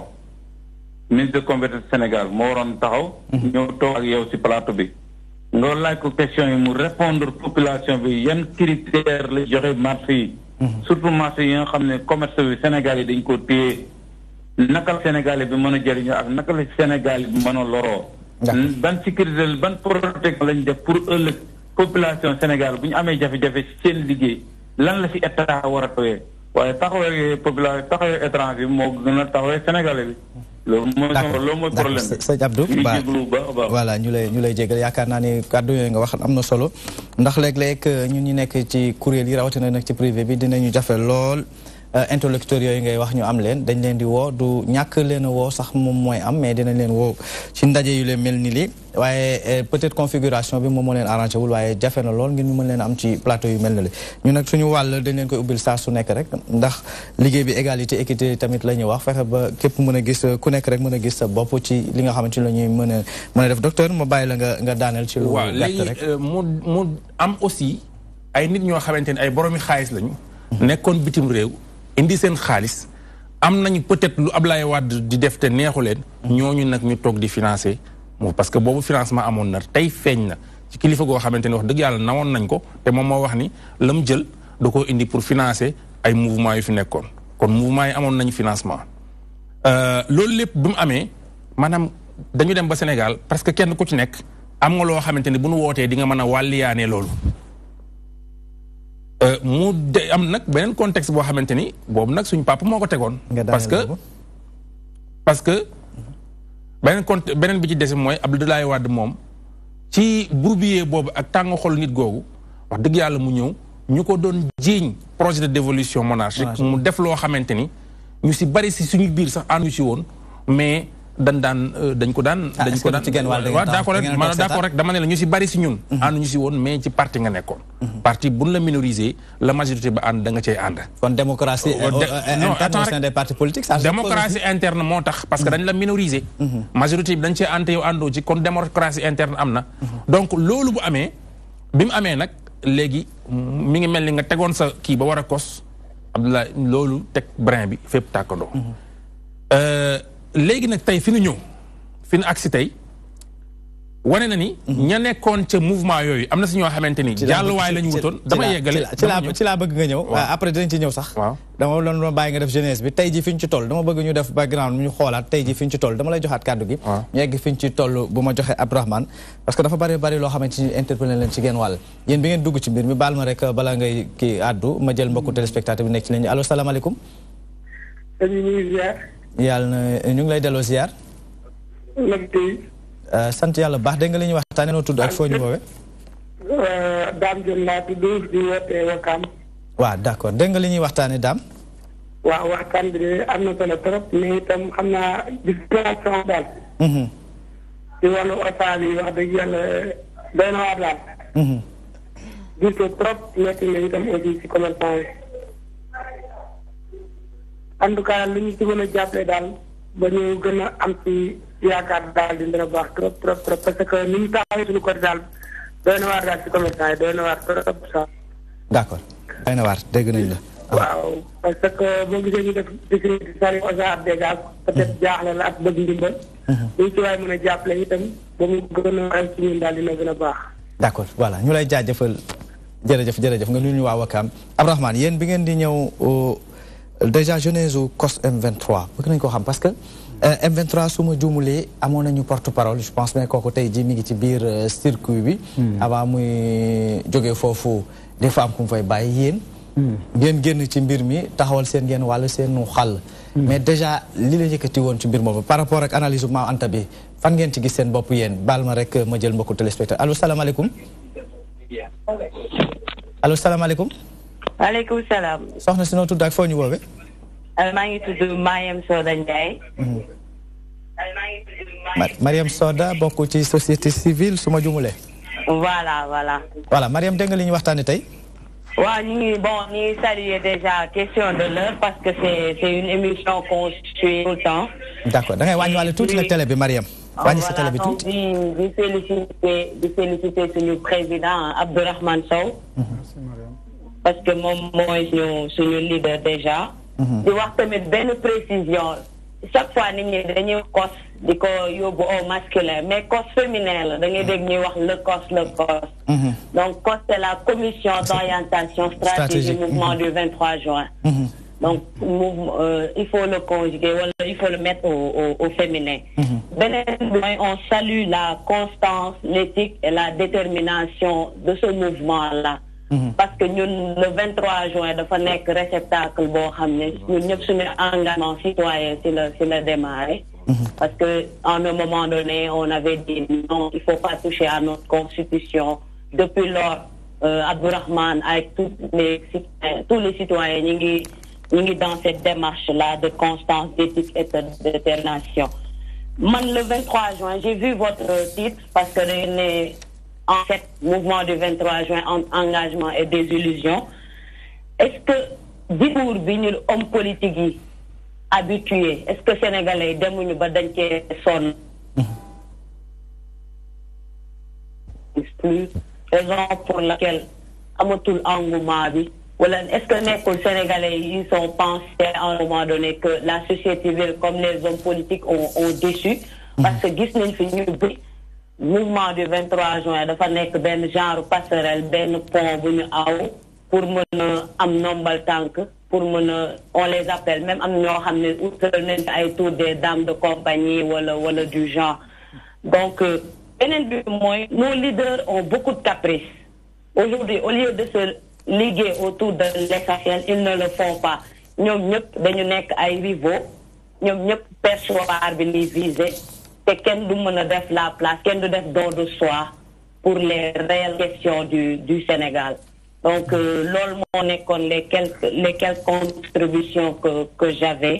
par rapport au 23 juin di féliciter aussi Abdourahmane pour la constance l'engagement et la détermination di wax nag au-delà du mouvement du 23 juin nous par exemple mouvement social on se tourne vers la participation citoyenne au vrai sens du terme. Donc on évolue sur des programmes, des projets, notamment nous venons voir les questions du pétrole et du gaz il y a de cela 3 ans. Donc je pense qu'aujourd'hui c'est là où on invite la société civile. Il faudrait qu'on aborde très rapidement et de manière proactive les réelles questions de ce pays-là. Que nous on fait dans la réactivité. Aujourd'hui, on parle de l'affaire Prodac. Aujourd'hui, parce que si nous intitulé ministère de la jeunesse, c'était ministère de la jeunesse, de l'emploi et de la construction citoyenne. Aujourd'hui, on parle de construction citoyenne. C'est ce même ministre-là qu'on taxe de détournement, d'escroquerie. Donc, je pense qu'il y a un réel problème. L'autre jour, anniversaire 23 juin, pas Doudou Wade daf ko nee na fi ngay toog dégg député buy saaga président fi ngay toog dégg ministre buy wax lu ko neex di démissionner jour bu ko neex donc je pense que on a de réels problèmes sociétaux et que ñi ngi ñaan suñu sociologue yi ñu réfléchir sur bu baax parce que lii raam nag si ñag bi la jëm. Je vous remercie. Voilà, vraiment. Merci beaucoup Mariam Soda Ndiaye. Voilà, Abdourahmane, allez-y. Alors, je me permets tout d'abord de dire toute la fierté que j'ai quand Mariam intervient. C'est la Benjamin de notre groupe. Et bizarrement, je suis mais le 23 juin ou bien avant même, je me fait que tu es biñ ci jógee mu ànd ak ñun ci COS M23 bi depuis lors au-delà de en tout cas de l'engagement citoyen ak patriotique bi mu am ci yeneen organisation di xale bu jigéen nekk ci yenn dimension yoo xam ne vraiment elle nous rend fiers autant moom que suñu yeneen naataangu yi nekk ci COS M23 bi alors je pense que nii sàq mi na sama lanc ni ko la fii di waxee li ma fi waroon wax ci genèse COS M23 qui est né un certain en tout cas au mois d'août 2012 la ñu sanc COS M23 commission orientation et stratégie boo ko naataablee ci wolof mooy fu ñu jëm ak naka lañ fa yeggee c'était une perspective un questionnement qui avait son sens parce que vu en tout cas autant l'importance effectivement du mouvement du 23 juin qui peut-être effectivement mu nekkoon un cadre hybride qui avait regroupé des acteurs politiques ak la société civile des acteurs politiques qui quelque part ont été intelligents sachant que ils ne faisaient pas l'unanimité aux yeux de la population sénégalaise ñu ànd ak des acteurs en tout cas de la société civile defandoo benn liggéey boo xam ne dafa am ay principes ay idéaux yu ñu doon défendre. Est-ce que utiliser wuñ leen ci genn wàll. C'est relatif parce que tout simplement ku nekk ci ñun ak li lay motiver xam nga am na looy prétendre di ko wax boo ko jëfee mu waroo nii identifier nii il faut ñu xam ne rek dama koy wax pédagogiquement ci plateau yàlla si boppam deful àdduna ci benn fan. Il a pris son temps dans la conception démocratie day dund dafay am ay étapes te étapes yooyu 23 juin bokkoon na ci mu nekkoon benn aboutissement parce qu'il faut pas oublier que en amont des actes de gouvernance ont été posés pour certains actes c'était de bons actes de gestion gis nañ ne que loo mën a sànni xeer am na pàcc boo xam ne da ngay nangu nekk le président de la République monsieur Abdoulaye Wade def na ay jéego dans des réalisations mais loo gumba baa loo tëx di nga xam ne am na ay jéego yu mu tegoon yoo xam ne da doon lor démocratie de leur développement problématique de gabegie gis nañ ko fi Karim liggéey na ak liggéeyul on a rien contre lui mais il a été le premier à détenir par exemple 5 ministères fii ci réew mi yooyu yëpp même bu ñu évoqué dans le contexte la dimension politique les assises nationales benn cadre la woon boo xam ne ni ñu liggéeyoon amuñu woon légitimité appliqué ko amuñu woon légalité bi bokk même si c'était légitime yaa ngi dégg mais problème bi mooy dafa am ay actes yu am ci yi si topp dem nañ fi élection askan wi arbitré en 2009 par exemple même sous le PDS le parti au pouvoir et sa mouvance était majoritaire on a vu que les grandes capitales mi ngi doon dugg dans l'escarcelle de l'opposition ça c'était des signaux forts mais ce qu'il faut retenir de fondamental même avec des leaders d'antan quand tu discutes avec eux c'est un acte politique fort qui a eu comme réponse fort cette élection populaire parce que bu président Abdoulaye Wade malgré le contexte économique bu nga xam ne dafa dégradé wu woon xam nga am na ñu nangu woon ne mi ngi doon liggéey mais dañu am daf ñu joxoon impression ci yenn politique yi que ni dafa bëggoon jël réew mi dénk ko doom loolu la ñu gis ñun projet de loi boobu kenn mënu ko expliquer yaa ngi comprendre mu nekk une opportunité pour les acteurs politiques mais citoyen bi daf ci am wàll parce que des fois li ci nañ wax bëgg nañ ko dégg trop di tudd turam dañuy waxtaan ak moom le président Doudou Wade groupe parlementaire ba fa nekkoon da ngay dem mu wax la explicitement li fi xewoon am na ñu àndoon ak le président Abdoulaye Wade ñii kersa téye na leen ñii dañu bañ xam ne lii baaxul ci démocratie lii day delloo réew mi ginnaaw lu ko motiver moom rek moo ko xamoon mais nañ nangu ne que dafa poser acte politique yu fort et que balaa loolu li ma naan aboutissement la toog nañ fi par exemple ñu jël ay milliards tabaxal ñu ko ay statut fii on n'était pas d'accord pour un pays pauvre très endetté man de ba tey d'accord ma ci man mais man sama personne amul importance dama lay wax rek ne ko li ko indi woon dem nañ fi FESPAN même si c'est une politique en tout cas mais xaalis boobu am na feneen fu mu xaj bu leen fàtte ne que CPC ñi ngi ko teg 2001 muy liggéey ba 2007 Abdoulaye Wade dóor opposition bi dóor bu kenn mënut a weddi Abdourahmane daal ma mbokk téléspectateur wala muy jàpp sama nopp bi yàgg na lool ci ligne bi allo salaamaaleykum dafa yàgg ci ligne bi. alors 2007 mu gagné. man bokkuma bokk ci ñu koy weddi dama gëm ne dafa gagné woon yàllaa ko jox suñu borom moo ko jox ndam mais ci diggante bi posé na fi ay actes yoo xamante ni en termes de bonne gouvernance en termes de transparence en termes de séparation de pouvoir en termes en tout cas de fonctionnement objectif de nos institutions gis nañ ne doxul woon on était libre de le combattre on l'a combattu moo tax bu gars yi di wax tamit nañu réfléchir. La question est très importante. Est-ce que conditions yooyu nga xamante ni d'antan qui avait prévalu au soulèvement au moment du 23 juin conditions yooyu nekkatuñ fi. Elles sont plus d'actualité. Conditions yi nekk nañu ñi ngi may sànni xëy na ndax nii lañ doon combattre. waaw xëy na ñi doon combat ñoo mën a combat. waaw ñun bu ñu wootee fii le 25 mars pour mettre en exergue ces problématiques il y a de ces leaders de l'opposition qui nous méprisent et pourtant s'il vous plaît et pourtant nous sommes constants dans cette posture de sentinelle depuis 2012. Quand on appelle au 23 juin pour remobiliser les forces, pas contre Macky Sall, parce que nous devons engager quelqu'un contre Macky Sall, pour des principes, nous parce que nous avons des fois dans l'opposition de combattre les pratiques de gouvernance, nous devons combattre. Donc l'objectif, en tout cas l'objet de notre combat, ce n'était pas contre sa personne. Mais ces forces, nous avons dit que le 23 juin, mais dañ daan toog tamit am ay leader politique yu xam lan lañ bëgg tamit daan ci góorgóorlu mais bu dee xeex bi am na ku ko wax sànq Marème wax na ko ne que problème de leadership dafa posé wu problème de positionnement dafa posé wu ba tey jii bu COS M23 waxee nga xool ko xeeb ko ci lool te xëy na tamit par rapport au contexte mën na nekk un porte-étendard du combat en fin de compte cette mobilisation là déglu téléphone ñi lay woo léegi may commerçant rek laay dégg ñuy kaas fan lañ doon nekk depuis boo loor ñu leen di woo problème yi musuñu faale à la limite ils te disent ñii xeex Macky Sall ak Macky Sall ñoo yem mais tey ba mu leen laalee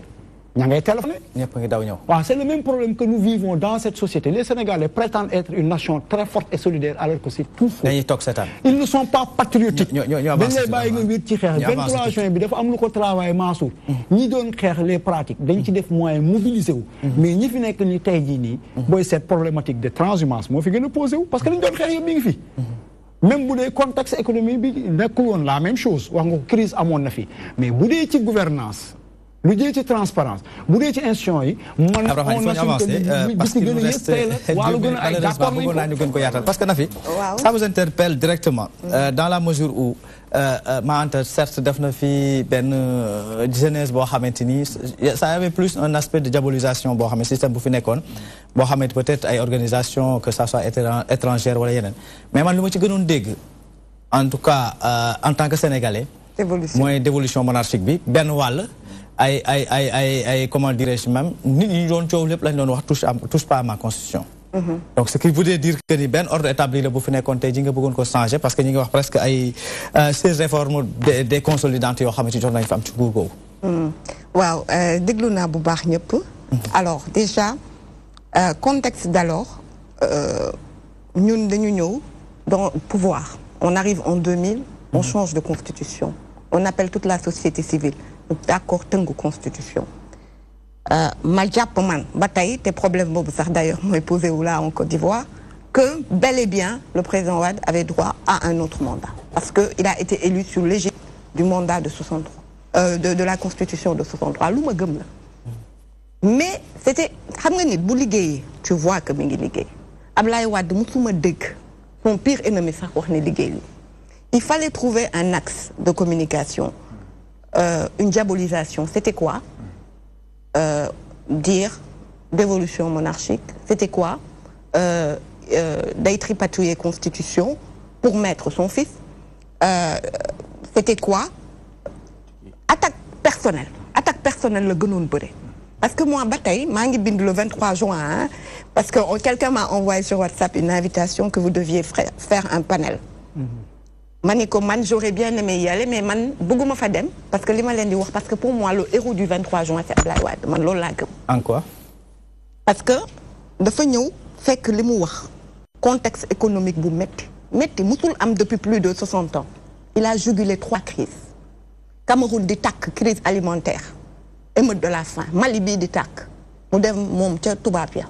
indi gowaana ne leen danaa jox sama FAO ni ngeen doxale d'accord ma ci te danaa jox sama peuple duñ dee ak xiif crise énergétique mondiale les barils de pétrole arrivaient à $180 crise financière subprime ñetti crise le jugulé le Sénégal vivait mieux que les voisins mu dund loolu ñëw dans un contexte où dafa fekk un régime qui est là depuis 60 1948 la ñu gëj defar les installations fële Sénélec 48 li fi nekkoon mu la Ablaye Wade fekk mu lâché avec le fouet bu yàqu ba pare relaté ba pare attanutul population bi Ablaye Wade am un défi il y a pas d'argent il faut créer l'argent il faut aller le chercher il faut que les Sénégalais puissent manger d'abord il faut que je jugule cette crise il faut pas qu'il y ait des modes de la faim contexte boobu la nekkoon war ko xeex war a dem ci marché financier mënuñu ko kii parce que dafa am crise financière mu nekk di xeex loolu fexe na daal ba Sénégal guerre amul ématuñu de la faim reyante wuñu pour ut lu ñu lekk. ah mais moo ne terewul ay nit ñu bari dee nañ ci de. nit ñu bari naa ci ñëw ci 23 juin. waaw parce que li ñu dese ci waxtu il nous reste moins de 2 minutes malheureusement. nga may ma nag moom lii moom ma wax ci xam nga gars yi ñoom c'était les acteurs du 23 juin. droit bi parce que li ñu dese malheureusement. il nous reste moins de 2 minutes parce que tey jii moi le contexte. li may wax loolu yëpp c'était une situation difficile et le Sénégalais vivait mieux qu'aujourd'hui. nga xamante ni baril pétrole dem na ba yegg $39. donc ñu nekk ci loolu ñu ñëw on nous sort. waaw jox na doomam des super ministères waaw may laaj est-ce que on doit juger ndax jox na doomam 150 ministres wala ministère wala ndax def na ay performance Karim ba tey ñuy wax ak yow ñëpp ñi ko contrôler jox nañ ko quitus de bonne gestion moo tax ñii mënuñu ko woon awale ci cour régulière yi cour de justice mënuñu ko woon awale ci tribunaux réguliers yi ba tey may wax ak yow portefeuille yu bëre OCI bi ñu ko dénk Karim c'était dans son portefeuille personnel du temps où il était dans sa banque finance moo leen indi il a beaucoup travaillé grâce à son portefeuille personnel ba tey mi ngi liggéey ci yooyu ba tey fay mu nekk Qatar amitié personnelle ba ca banque am bee la ñu xamante parce qu'il conseillait des pays sur des investissements donc kooku bu ñëwee tey ji ñu gis situation bi il a amené plus de 8000 milliards dans la coopération internationale le premier ministre chinois qui est toujours actuel c'est Karim presque doomam là c'est ses relations personnelles qu'il a mis au service du Sénégal on doit juger cet homme sur ça ou sur ce qu'il réussit est-ce qu'on doit le juger parce qu'il est le fils de Ablaye Wade ou on doit le juger parce qu'il a mis un plan qui a pu réussir aujourd'hui moom la ñii di topp te ñii bi ñu toogee seen ministre Aly Ngouille Ndiaye daf ko wax le plan Takkal mooy dox ba tey les barges qui sont venues d'ailleurs on avait fait les publications en montrant les commandes et tout ñun li ñu fi def ñun la c'est le plan Takkal qui continue te ñoom duñ ko weddi tey jii mu ñëw indi plan teg ko pour restructurer le secteur de l'énergie il a rendu le Sénégal en décembre 2011 avec 0 coupure d'électricité et le ministre qui l'a succédé da ko wax ne ko delloo nga ma dëkk bi amatul waa kooku dañ ko war a juger ci li mu def wala ci doomu Ablaye Wade la et je comprends toujours pas aujourd'hui par quel moyen Ablaye Wade peut mettre son fils dans un pays où on vote parce que dans la loi, ce que les gens disent, il était clairement écrit dans l'amendement, dans les amendements, il était clairement écrit que vice-président bi, ticket bi, vice-président bi ak président bi waruñu am lien de parenté, consanguin, waru ci am. Le reproche que je nous fais, moi, en tant que parti à l'époque, c'était qu'on n'a pas communiqué, on n'a pas été discuté avec les forces vives, la jeunesse. Leur dire, ok, qu'est-ce que vous pensez de ça? Amul loolu. Ça, je le reconnais. Mais tey boo leen tegoon fii loi bi man toog naa ñu nekkoon les plus grands acteurs du 23 juin ñu ne man na fi bu ñu demul woon bu ñu diaboliser wul woon pas bi du fi jógee ngan la ñoo ma ko wax am na ñoo ñu ngi fii nekk ci ay parti di ma dégg ma bëgg wax rek lu tax ma bëgg wax ni 23 juin Ablaye Wade mooy héros bi Ablaye Wade bu taxawoon def ni Macky Sall ne kenn du fi manifester Rebeuss duñ ko passé et si c'était à refaire dinañ ko defaat lu mel noonu. ndax dina defaat la. ndax foofu nga xam ne tegoon na fay tànk ba Sénégalais yi naqalu ko ci genn wàll si c'était à refaire. dina defaat lu mel comme lan. comme par exemple ticket président bi ñu wax ci genn wàll wax loo xamante ni jàpp nga ni tey ji ce peuple. parce que en fait faudrait reconnaître aussi que ña fa demoon Ablaye Wade mi ma xam. jusqu'à aujourd'hui pour moom li mu def c'était pas pour lui personnellement. il est convaincu du bien fondé. des actes il a eu à poser laaj naa ko sax mës naa ko wax sax ma ni ko président pourquoi ñu autoriser 23 juin mu ne moom dañu ñëw fekk ko ne mu wax ko ne ko président Ousmane Ngom interdire na manifestation yi ci saa si mun leen dem leen jël télé bàyyi leen nit ñi ñu libre ñi d'accordul taxawee ne ñi d'accord taxaw fii que le peuple discute. D'accord. Mais entre-temps, il y avait des gens que Lamine Jacques avait financé qui se faisaient passer pour monsieur éthique avec de l'argent sale. Ñuy jël de combattre un Bolloré que la dame mi mu tudd. Bolloré a financé des partis politiques qui sont aujourd'hui qui nous gèrent. Bolloré a financé des chaînes de télévision moom mooy actionnaire majoritaire parce qu'il a dit simplement du ma nangu ngeen ñëw lépp lu fi tubaab yi am ngeen nangu ko ngeen nangu port bi nga xamante ni maa ngi fi Ndiame ci genn wàll dafa am lu nafi daanal lu am solo les Sénégalais vivaient mieux qu'aujourd'hui pourquoi ba léegi amaatuñu ko benn 23 juin si c'est ci benn cas donc yow sa question bi réponse baa ngi ci biir bu fekkente ne les Sénégalais vivaient mieux qu'aujourd'hui kon kay bu ñu leen woowee 23 juin ñu ñëw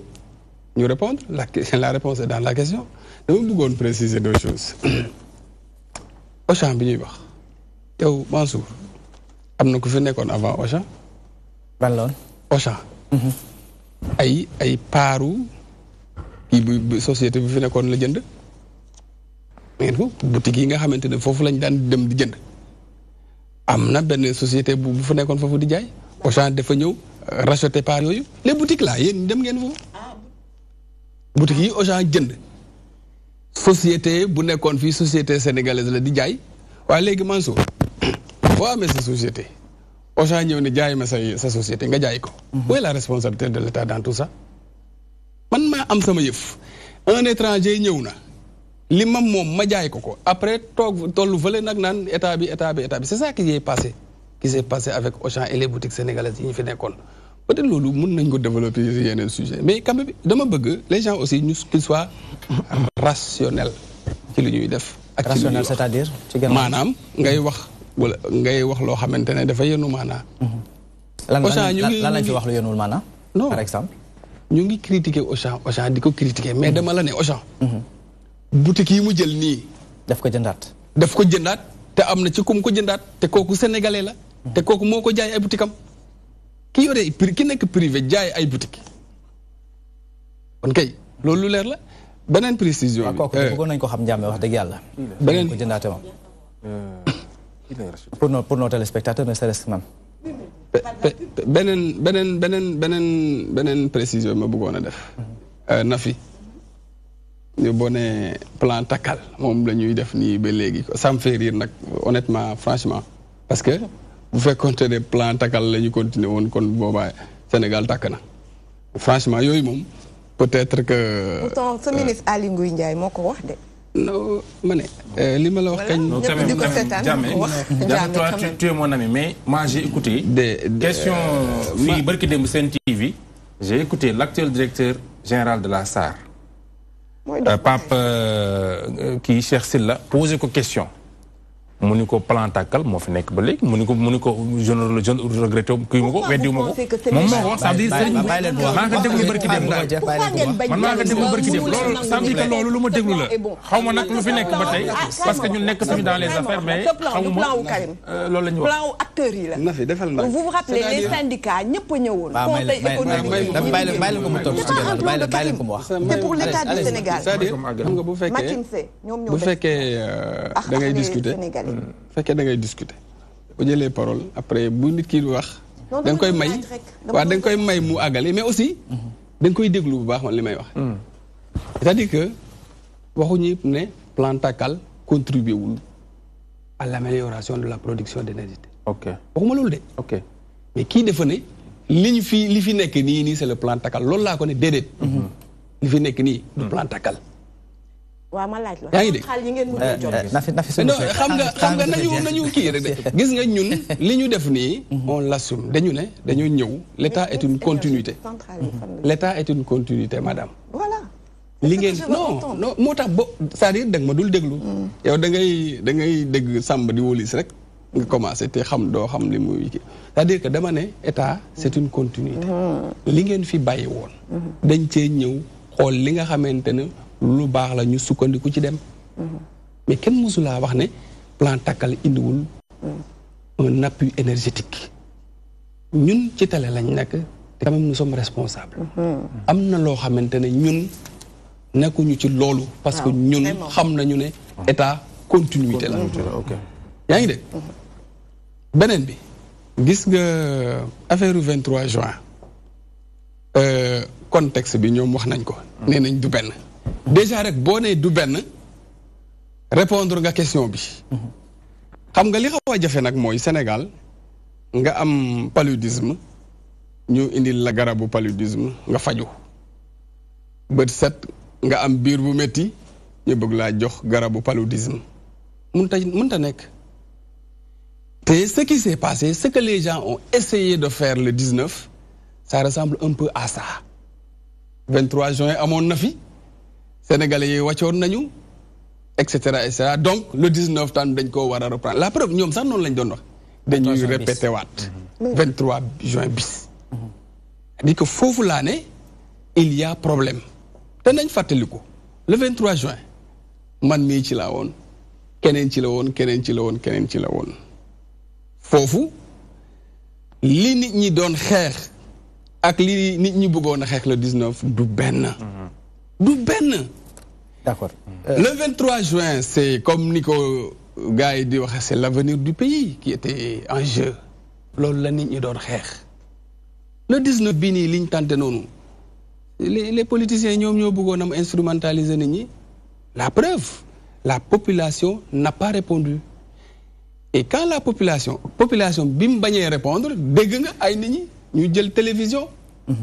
di wax lu ñaaw ci deru peuple sénégalais. Malheureusement ça veut dire que quelque part il y a problème. on presse de l'autre côté. dañu déborder ça sincèrement bëggoon naa peut-être on aura d'autres occasions ñu mën ci débattre ci geneen wàll. On a débordé déjà de 2 minutes. Votre dernier mot s'il vous plaît en 30 secondes loolu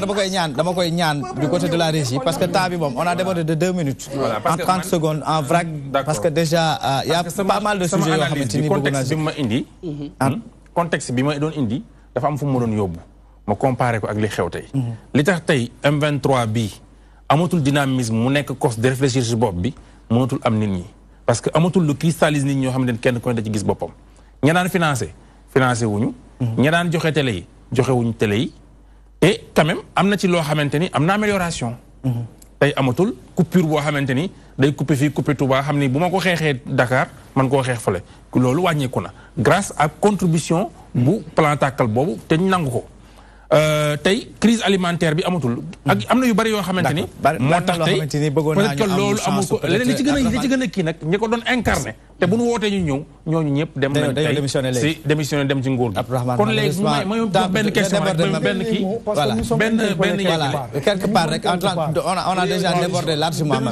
waaw je voudrais juste dire que waaw autant seen analyse que bu ñàmbee man d'accord ma ci xam nga lan la lii ko motivé woon mi ngi fi ba léegi li ko contextualisé woon nekku fi c'est ça le fin mot mais ba 19 juin bii passé 19 avril bii passé en réalité c'est nous qui avions appelé on l'a assumé à deux dans la rue parce que dañu gëm ni la xewoon 23 juin mooy tripatouiller la conscience mi ngi am ba léegi beneen bi mooy fii kenn du fi yàlla kenn du fi yonant Abdoulaye Wade ba ci man mii toog dañuy juum dañuy def lu baax dafa juumoon jamono jooju ñu wàcc xeex kii mi ngi juum contexte bi amul dañuy salfaañee charte réew mi dañu transformer en mouton de Panurge c'est ça la réalité maintenant Sénégalais yi contexte bi dina ñëw parce que nag kii nga baal ma tuuti ñun yéenewuñu il faut mu leer ci bopp nit ñi ñun yéenewuñu di génn di taal réew mi nag waaw Mansour muy leer ci bopp Sénégalais yi c'est un message ñun insisté wuñu pour ku taal réew mi dañ bëgg ku yor réew mi ca na mu waree ca lañ ci war a xeex lañ ko xeex mais autant nguur gi fi jógee que ñi fi toog c'est kiif bëri ko dans les pratiques de gestion mais man ma terminer dama bëgg wax rek ni ndax bu ñu xam ndax contexte am na fi wala amu fi coupure ndox yi ay mbay Prodac lu ne ñu koy dégg laissez les gens manifester librement et vous verrez si les Sénégalais sont avec vous ou le peuple est dans la rue loolu rek laay ñaan waa APR di la remercier Mansour ci invitation gis nga Mansour contrôle citoyen li ñuy wax contrôle citoyen est la contribution de la société civile nekkul rek ne dañoo war a taxaw jàkkaarloog nguur ñu bëri dañ koy réeree mbir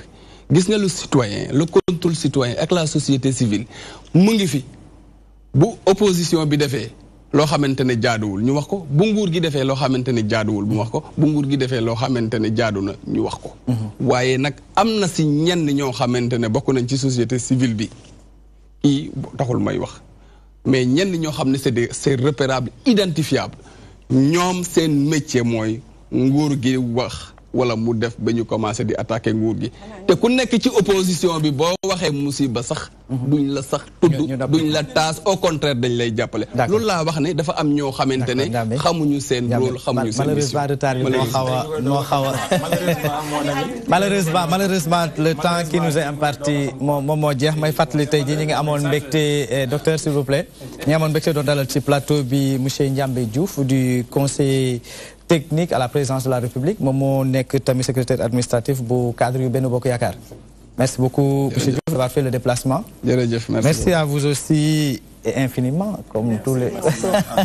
Merci à mes Nafi Diallo, membre du comité directeur du Parti démocratique sénégalais. Merci beaucoup. Merci à mes frères, c'était très intéressant. Voilà, merci beaucoup. Merci beaucoup à vous aussi, Dr Maantambo, du JT cadre du LDRS, les démocrates réformateurs. Tout le plaisir est pour moi. Voilà, c'est partagé donc. Merci beaucoup, ça m'a donné infiniment. Abraham Sow. Voilà. Coordonnateur du COS M23. COS M23, nous tout de sax légui. Sama téléspectateur bi génn sànq Mariam Soda ni mu ko waxee ne commission la commission stratégique orientation stratégique la voilà donc muy lu am solo ñoom bi nga xamante ni ñeneen ñi fi nekkoon bi ñu demee ñoom ñoo des